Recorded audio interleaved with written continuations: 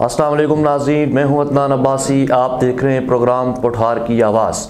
आज हमारे मेहमान हैं पाकिस्तान तहरीक लब्बैक पाकिस्तान तहसील मरी के तर्जमान जनाब मोहसिन एजाज साहब। अस्सलाम वालेकुम सर, बहुत शुक्रिया आपने हमें वक्त दिया। सबसे पहले सर आपसे सवाल है कि अल्लामा खादम हुसैन रिजवी साहब जो आपकी तहरीक लब्बैक के बानी भी हैं, उनके इंतकाल के बाद आप उनको कितना मिस कर रहे हैं, और अल्लामा जो उनके साहबजादे हैं साद रिजवी साहब, उनकी क़यादत को आप किस तरह देखते हैं? जी बड़ी मेहरबानी, बहुत शुक्रिया एक रोज़गार न्यूज़ का। आप माशाल्लाह से पूरी तहसील मरी में और वहाँ के मसले मसाइल उजागर करने के लिए डिफरेंट प्रोग्राम करते रहते हैं। बाकी जहाँ तक बात बाबा जी की है तो हज़ारों साल नरगिस अपनी बेनूरी पे रोती है, बड़ी मुश्किल से होता है चमन में दीदावर पैदा। तो अल्लामा खादिम हुसैन रिजवी जैसी जो हस्तियाँ हैं वो हज़ारों साल के बाद पैदा होती हैं, और उनका जो एक फ़लाह है वो किसी सूरत भी पूरा नहीं किया जा सकता। लेकिन अल्हम्दुलिल्लाह बाबा जी ने अपनी कछार के अंदर एक शेर तैयार करके हमारे लिए रखा, और फिर हमने देखा कि बाबा जी के जाने के बाद 7 महीने की कैदो सोबत की जो तकलीफ़ साद हुसैन रिजवी साहब ने बर्दाश्त की हैं, फिर वही अज़म, वही वो कहते हैं आईने जवा मर्दा हक गोई हो बेबाकी, अल्लाह के शेरों को आती नहीं रोबाई। तो ये किरदार जब हमने साद हुसैन रिजवी साहब का देखा, यही वजह है कि अल्हम्दुलिल्लाह अब तहरीक लब्बैक पाकिस्तान मजबूत से मजबूत तर होती चली जा रही है। अच्छा, जिस तरह पाकिस्तान में बाकी सियासी जमातें हैं, पाकिस्तान मुस्लिम लीग नून है वो मियाँ फैमिली के गिर्द है, और इसी तरह पाकिस्तान पीपल पार्टी है वो भी भुट्टो ख़ानदान के साथ वाबस्ता है। तो पाकिस्तान तहरीक लब्बैक की जो जमात थी, इसमें अल्लामा खादिम हुसैन रिजवी साहब के बाद उनके साथ दीगर रहनुमा भी मौजूद थे, दीगर जयद उलमाए कराम भी मौजूद थे। उनकी मौजूदगी में अल्लामा साद हुसैन रिजवी साहब का ही अमीर मुंतखब होना, क्या समझते हैं कि पार्टी के अंदर ये जमहूरियत का फुकदान नहीं है?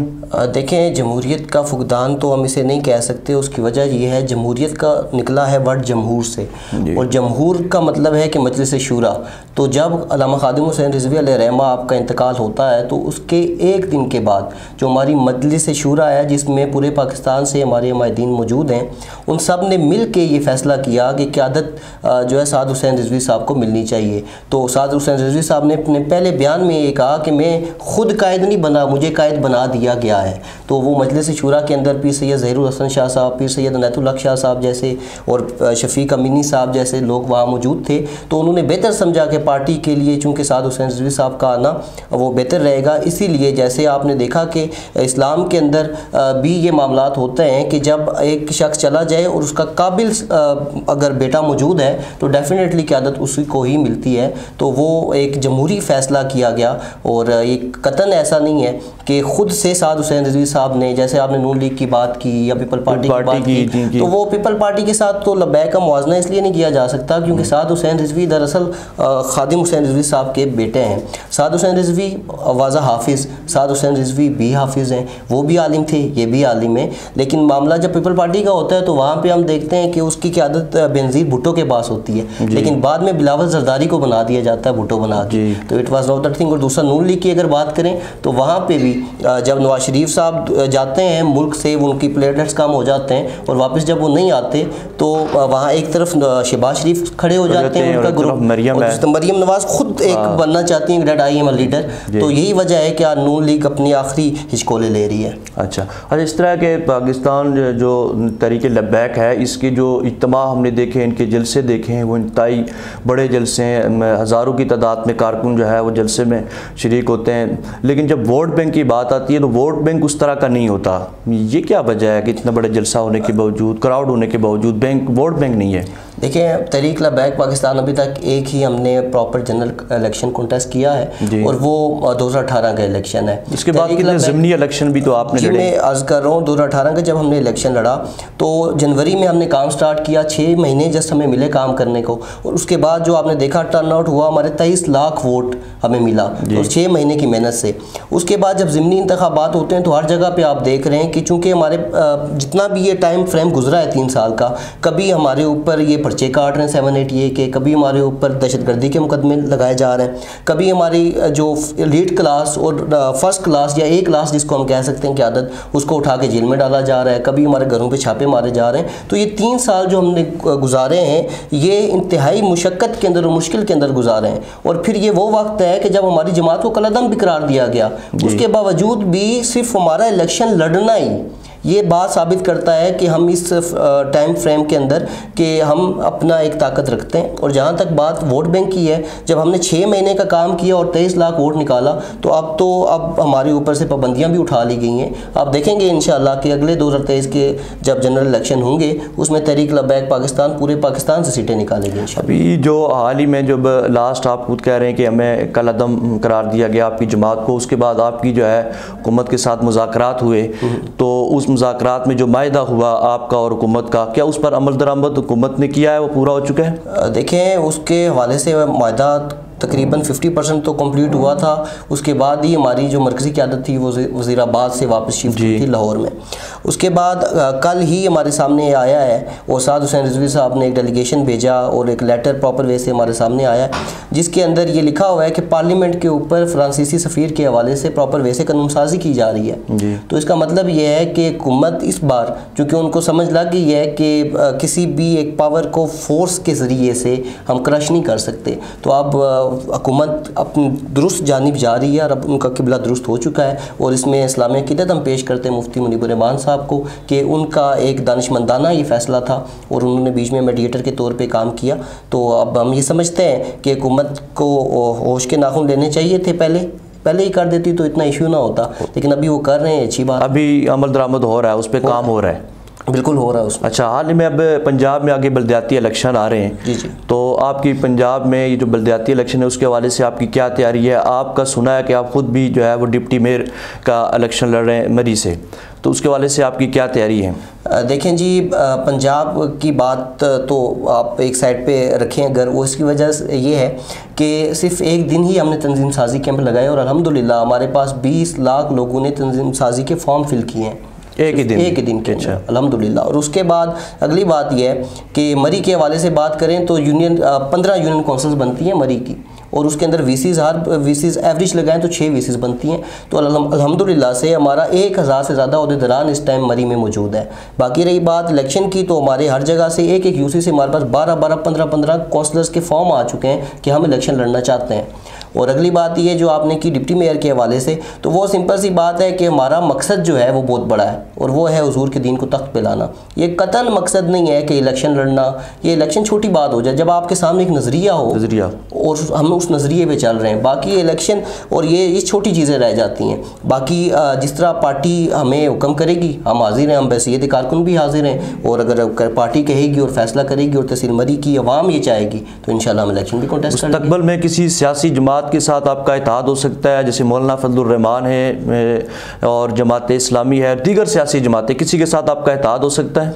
देखें, इत्तेहाद बिल्कुल हो सकता है, तमाम पार्टी से हो सकता है, लेकिन बात यह है कि मुस्लिम लीग नून के साथ भी मैं अर्ज कर रहा हूँ कि जो पहली बात यह है कि उन पार्टी से हो सकता है जो लोग ख़त्म नबूवत के डाकू ना हो, जो नमूसे रिसालत के गद्दार ना हो। और फिर जब नमूसे रिसालत पे डाका मारा गया, जो लोग हमारे साथ आके सड़कों पे खड़े हुए या जिन्होंने एहतजाज किया उनके साथ हो सकता है, लेकिन अनफॉर्चुनेटली चूँकि पूरे पाकिस्तान में एक भी पार्टी इस लेवल की नहीं है, तो लिहाजा फिर हम इत्तेहाद किसके साथ करें? तो इसलिए तहरीक लब्बैक पाकिस्तान शुरू दिन से, वो बाबा जी ने बिल्कुल क्लियर क्रिस्टल फरमा दिया था कि ना हम किसी को गिराने आए, ना हम किसी को उठाने आए, हम हुजूर के दीन को तख्त पे लाने आए, और इंशाल्लाह तहरीक लब्बैक पाकिस्तान अपने नज़रिए के ऊपर कायम है। अच्छा, तहरीक लब्बैक की अगर हुकूमत में आ जाती है तो आप क्या इक़दाम हैं आपकी नज़र में, कि क्या आप सबसे पहला स्टेप आप क्या लेंगे? आपकी अगर हुकूमत आ जाती है, आप मुंतखब हो जाते हैं? देखिए, सबसे पहली बात और ज़रूरी बात, और हर बंदा जो और हर पार्टी का नज़रिया और मंशूर के अंदर भी ये बात होनी चाहिए कि हम इंसाफ का बोलबाला करेंगे। जब इंसाफ आ जाता है ना तो फिर सारे मामला ठीक हो जाते हैं। अब आप देखें कि पाकिस्तान के अंदर 3 तरह की तो क्लासेस बना दी गई हैं, एलीट क्लास, मिडिल क्लास, उसके बाद लोअर क्लास।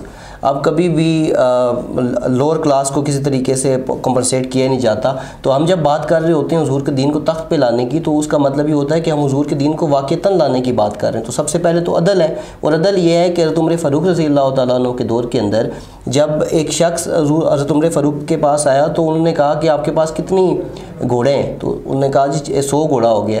तो आपने फरमाया कि या तो तुम खुद मदीने से निकल जाओ या घोड़ों को यहाँ से ले जाओ। उसकी वजह ये है कि तुम तो अमीर बंदे हो, तुम तो 100 घोड़ों का चारा पूरा कर लोगे और तुमसे जो कोई रेट मांगेगा तुम उसको दे दोगे, लेकिन जो गरीब है उसको ये नहीं मिलेगा। तो असल में ये है कि जब माशरे के अंदर से इंसाफ उठ जाता है तो माशरे के अंदर जराइम बढ़ जाते हैं। तो हम इंसाफ इंशाअल्लाह उसके ऊपर काम करेंगे, अदालती निज़ाम बेहतर करेंगे। उसके बाद सबसे बड़ी चीज़ ये है कि पाकिस्तान में सूद 73 साल से इस्लामी जमहूरिया पाकिस्तान सिर्फ इस्लामी का नाम ही रह गया। तो सूद का ख़ात्मा जब होगा तो इंशाल्लाह अल्टरनेट मेथड लेके आएंगे हम बैंकिंग का, उसके हवाले से काम हमारे पास कंप्लीट है। तो जैसे ही सिस्टम आएगा इंशाल्लाह हम गरीब को ऊपर उठाएंगे और अमीर और गरीब के दरमियान में जो ये फ़र्क किया जाता है उसको जब हम ख़त्म करेंगे इंशाल्लाह इस्लाम नाफिज हो जाएगा। मौजूदा जो हुकूमत है तहरीक इंसाफ की हुकूमत है, रियासत मदीना के दावेदार उस हुकूमत की कारकर्दगी और रियासत मदीना के उसूलों पर वो अमल पैरा हैं, उसको आप किस नज़र से देखते हैं? देखें जी, रियासत मदीना के अंदर कभी भी ऐसा नहीं हुआ कि किसी मस्जिद के अंदर जाके ढोल मारे गए हों। तो आपने देखा कि फवाद चौधरी साहब वज़ीराबाद मस्जिद में जाके ढोलों समेत घुस गए। मस्जिद कभी भी रियासत मदीना के अंदर ये नहीं हुआ कि किसी के ऊपर नाहक गोलियां चलाई गई हों। जब 22 बंदे हमारे रहमतुल्लाह आलमीन मस्जिद के सामने इन लोगों ने शहीद किए हैं। इसके अलावा 8 बंदे हमारे फैज़ाबाद में लोगों ने शहीद कर दिए, फिर उलमा कराम को जेलों में डाल दिया। तो ये कौन सी रियासत मदीना की बात करते हैं? तो असल बात यह है कि रियासत मदीना का जस्ट ख्वाब दिखाना और फिर लोगों को बहकाना ये बहुत गलत बात होती है। बाबा जी बड़े क्लियर क्रिस्टल फरमा गए हैं कि रियासत मदीना का सिर्फ नाम लेने से बात नहीं होगी, बात ये होगी हमें अमल करना पड़ेगा। रियासत मदीना के जो वाली हैं, जब हज़रत उमर फ़ारूक रज़ियल्लाहु अन्हु हो रहे हैं तो उनके पास घर में बिल्कुल कुछ भी नहीं होता था खाने के लिए। असल में फिर हज़रत अबू बकर सिद्दीक़ के हवाले से आपने देखा, हज़रत अली रज़ियल्लाहु अन्हु आप एक नीचे सर के पत्थर रखते थे और दरख्त की छाँव के अंदर सो जाया करते थे। रियासत मदीना के जो वाली होते हैं उनके 400 कनाल के अपने घर नहीं होते। तो असल में बात यह है कि कहना आसान है, करना मुश्किल है। हाल ही में जो मरी में जो हालिया बर्फ़बारी से आपने देखा होगा कि जो हमारे जो टूरिस्ट थे वो भी मुश्किलात का शिकार हुए हैं, वहाँ के बसने वाले जो शहरी हैं वो भी मुश्किलात का शिकार हुए हैं। उसके हवाले से आप क्या कहेंगे कि हुकूमत की कारकर्दगी कैसी थी और जो बाकी दीगर तंजीमात ने वहाँ पर जो काम किया है उसमें आप बताएँ कि तरीक़े लब्बैक ने जो है उसमें अपना क्या किरदार अदा किया? देखिए, बात यह है कि पहली तो मैं आज आपको ब्रेकिंग न्यूज़ भी दूँ कि जब ये वाक़या हुआ और वहाँ 22 लोग सफोकेशन से मरी के अंदर वो अपनी आखिरी सांसें ले रहे थे, उस वक्त हमारे इलेक्टेड MNA और MPA यहाँ हमारे एक बड़े अच्छे दोस्त हैं, पॉलिटिकल सियासी बंदे हैं, एहसान सत्ती साहब, उनके वलीमे में बिल्कुल उनके वलीमे में थे और यहाँ एंजॉय कर रहे थे। तो किस कदर बात है। हुज़ूर जब मेराज की रात पे गए तो वहाँ हुज़ूर ने देखा कि एक बिल्ली एक औरत का चेहरा नोच रही थी और उसकी जब बताया गया कि ये इसने नाहक इसको कत्ल किया था। जो आज ये 22 लोग चले गए हैं तो ये क्या इनसे पूछताछ नहीं होगी? बिल्कुल होगी। तो इन्होंने तो इंतहा कर दी। फिर हमें बड़ा एक उम्मीद लगी जब उस्मान बुज़दार साहब आए, ये सारा जब वाक़या हो चुका और एक्सट्रीम जब इनकी नाअहली रही, उसके बाद उस्मान बुज़दार साहब आए, उन्होंने कहा जी हम मरी को ज़िला बना देंगे। अवाम बड़ी खुश हुई इस हवाले से भी और लोग हर तरफ पोस्टिंग होना शुरू हो गई। लेकिन उसके बाद हमने देखा कि इन्होंने फिर यू टर्न ले लिया उसके ऊपर और उसको कह दिया कि हम इसको बाद में देखेंगे इस मामले को। लेकिन ये पंजाब हुकूमत की कारकर्दगी बेहतर भी नहीं है कि जिनकी कोताही की वजह से जो इमवात हुई हैं, आपने देखा है कि 14-15 जो है वो AC मरी और दीगर रेस्क्यू के एहलकार और जो भी जिसकी नाअहली थी उन सबको जो उन्होंने ओहदे से बरतरफ कर दिया है। देखिए, ओहदे से बरतरफ कर देना 73 साल में हुआ ही है। देखिए, मामला ये है कि जब ज़िम्मेदारान को ये जो होते हैं ना, ये सरकारी ऑफिसर जितने भी होते हैं, ये बेचारे हम इनके साथ इज़हार यकजहती भी करते हैं कि ये लोग ऐसे ही बलि के बकरे बन जाते हैं, कुर्बानी के बकरा इनको बनाया जाता है। मेन जिम्मेदारी भी तो इन्हीं की थी ना। देखिए, मेन जिम्मेदारी इनकी किसी कहीं ना कहीं नज़र आती है। लेकिन मामला ये है कि जब किसी पूरे कॉन्स्टिट्यूंसी के अंदर अगर कहीं पे कोई बल्ब भी लग जाए तो वहाँ पे बोर्ड लगा होता है MPA और MNA का 40,000 रुपये का कि फ़लाँ जगह पे हमने बल्ब नस्ब किया है। तो जब क्रेडिट लेने की बात है और MNA MPA लें, तो जब नुकसान की बात आए तो फिर 15 इदारों के सरबराहान को आप मुअत्तल कर दें जस्ट और फिर MNA MPA को छोड़ दें, तो ये इंसाफ नहीं होता। अब बताएं, रेस्क्यू 112 के जो एहलकार हैं वो हमारे साथ वहाँ पे बैठ काम करते रहे, वो पूरी रात हमारे लोग भी वहाँ मौजूद थे, रेस्क्यू वाले भी मौजूद थे, उनको क्यों नहीं निकाला? तो मामला ये है कि जस्ट अपनी नाअहली छुपाने के लिए और लोगों का एक जो प्रेशर है, हाइप है, उसको कम करने के लिए आप मुअत्तल कुर्बानी का बकरा बनाया गया। बिल्कुल ऐसे इनको कुर्बानी का बकरा बनाया गया। हाँ, जहाँ पे एनडीएमए की बात है, बिल्कुल उनके साथ ठीक हुआ। एनडीएमए को चाहिए था, जब 2 दिन पहले फोरकास्ट आ रही है तो उनको अपनी मशीनरी और दिस एंड डैट सारी चीज़ें पूरी रखनी चाहिए थी। कुछ इदारे हैं जो बिल्कुल कल्प्रिट हैं और उनको प्रॉपर वे से कानूनी तौर पे सज़ा भी मिलनी चाहिए, लेकिन कुछ इदारे ऐसे हैं जिनके साथ ज़्यादती की गई है। अच्छा, मौजूदा जो सूरत हाल है, जब 2 दिन पहले जो दोबारा बर्फबारी हुई है, उसकी जो अब इंतज़ामिया, जो नई इंतज़ामिया है, उसकी जो कारकर्दगी है वो अब पहले से बेहतर है क्या? उससे आप मुतमईन हैं या अभी भी कोई कमी है? देखें, बेहतर कैसे हो सकती है, बेचारे सियाह हज़रात ने दूर दूर से आते हैं, उनको वैसे ही वो वापस मोड़ देते हैं। सिर्फ ये है कि टोटली ये जो MNA MPA की जानिब से होटल एसोसिएशन वालों के साथ बड़ी ज़्यादती की जा रही है और प्रॉपर वे से वो जो हमारा एक इंडस्ट्री का सिस्टम है उसको बिल्कुल क्रैश करना चाहते हैं ये लोग। बाकी कल हमने देखा कि MPA साहब और MNA साहब वो वीडियोग्राफी करवाने के लिए वहाँ पे मौजूद थे और वो फूल भी लेके खड़े थे और लोगों की गाड़ियों को धक्का भी लगा रहे थे। वेलकम कर रहे थे जी, वो वेलकम भी कर रहे थे। मेन ये है कि 1-2 सियाह को वेलकम कर दिया और 1-2 को धक्का लगा दिया, ऐसे मामला नहीं चलेगा। यू आर द MPA और आपको तमाम। क्या समझते हैं कि अब नई इंतजामिया की भी जो कारकर्दगी है वो इतनी बेहतर नहीं है, अभी भी सूरत हाल बेहतर नहीं है? देखें, MNA MPA में आपसे यही अर्ज कर रहा हूँ कि आप सैरबगला, रवात, घोड़ा गली और इस साइड पे चले जाएं दरिया गली, तमाम रास्ते मुकामी लोगों के बंद हैं। वहाँ पे लोग जब उन्होंने कॉल की एसी साहब को कि जनाब हमारे रास्ते बंद हैं, एक खातून वहाँ बीमार हो गई कि हमने हॉस्पिटल लेके जाना है, तो एसी साहब उनके दीगर अहबाब ने वो जवाब क्या देते हैं कि आप इस तरह करें जी, बेलचे लेके आप रोडों के ऊपर आके खुद खोल लें। तो कहाँ करदगी है? सिर्फ एक आप हिस्से को जाके देख रहे हैं कि जेका गली के ऊपर आके MPA साहब आगे वीडियो बना ली तो वो काम कर रहे हैं। काम ऐसे नहीं होता।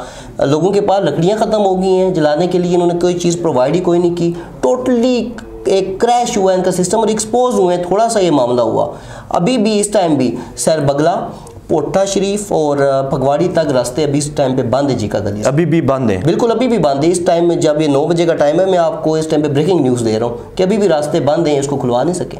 अच्छा, बहुत शुक्रिया मोहसन भाई, आपने हमें कीमती वक्त दिया, आप तशरीफ़ लाए। देखते रहिए हमारा प्रोग्राम। अल्लाह हाफिज़।